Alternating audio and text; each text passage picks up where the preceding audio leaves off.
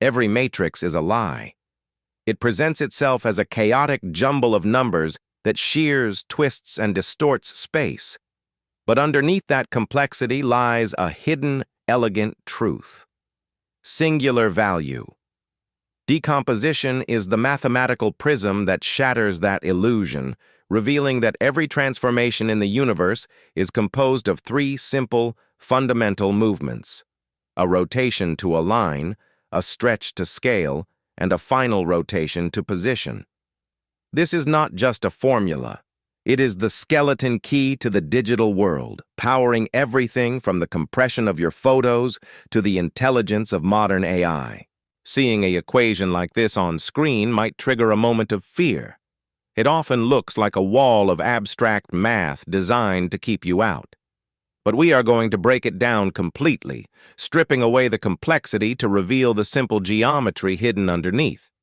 Let's test one of the most powerful guarantees in mathematics using this symmetric matrix, S, where the values mirror each other across the diagonal. When we calculate its first eigenvector, we get a red vector pointing at 1, 1, and for the second, a blue vector pointing at 1, 1. Now, if we wipe away the calculations to focus purely on the geometry, you'll notice something remarkable. We never ask these vectors to be perpendicular, yet their dot product comes out to exactly 0. This visually proves the spectral theorem, the promise that every symmetric matrix naturally possesses perfectly orthogonal axes.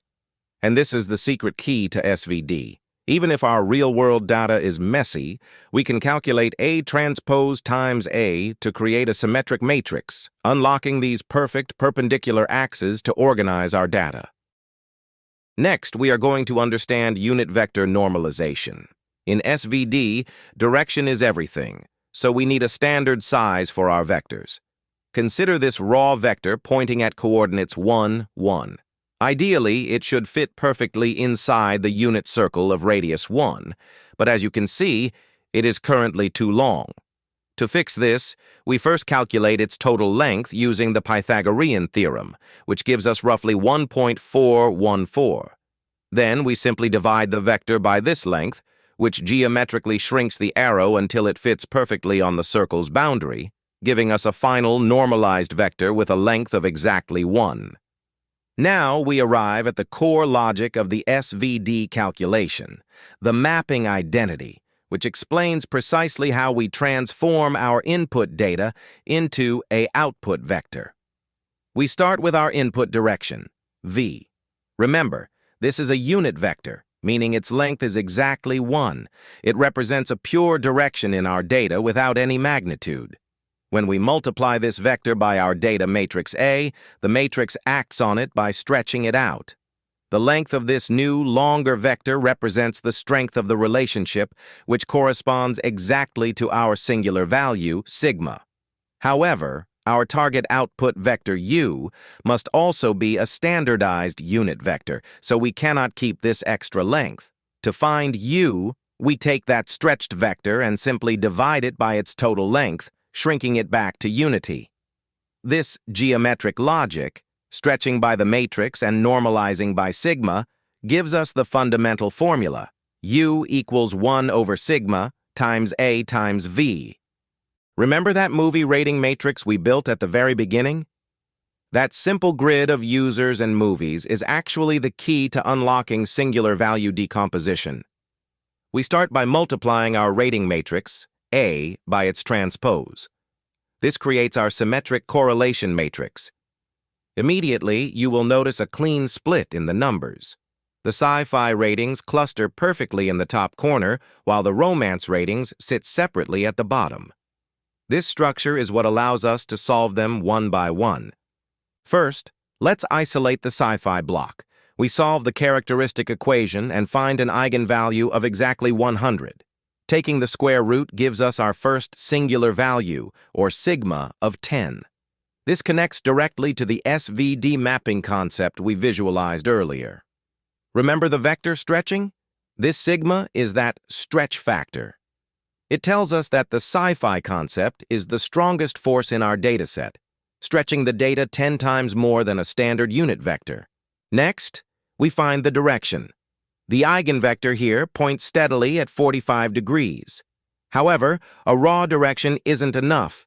We need a standard size. So we apply unit vector normalization. Just as we saw with the circle animation, we divide the vector by its own length to shrink it down to exactly 1. This gives us our final singular vector, v.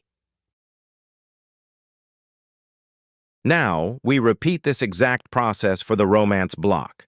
We isolate the bottom right values and solve for the eigenvalue, which comes out to 50. Taking the square root, we get a sigma of roughly 7.1. Notice this is smaller than 10. Geometrically, this tells us that the romance stretch is weaker than the sci-fi one. Finally, we calculate the eigenvector for this block and once again normalize it to unit length.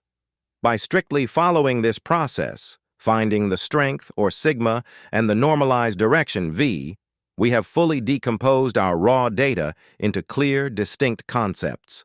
So, bringing it all together, here is the final output of our calculation. We place our normalized eigenvectors into the columns of matrices U and V, and we place our calculated singular values, 10 and 7.1, along the diagonal of sigma. This equation is the holy grail of linear algebra. On the left, we started with a messy grid of raw user ratings. On the right, we now have a structured, elegant system. We haven't lost any information. We have simply reorganized it into 3 distinct components: user profiles, concept strengths, and movie characteristics. This is the completed singular value decomposition. Finally, what do we actually do with these decomposed matrices? We use them as a recommender engine. Look at our user matrix, U. The columns now have meaning, where column 1 represents how much a user is a sci-fi fan. Similarly, in our movie matrix, V transpose, the rows tell us how much sci-fi content a movie has. Let's see how this reconstructs a rating for user 1 watching The Matrix. We look at the overlap. User 1 has a high sci-fi score, 0.7. Movie 1 has high sci-fi content, 0.7. And the overall sci-fi concept strength is very high, 10. To predict the rating, we simply multiply these together. User score times strength times movie score. The sci-fi connection gives us 4.9, while the romance connection is 0. Adding them up, the model successfully reconstructs the original 5-star rating based purely on these abstract concepts.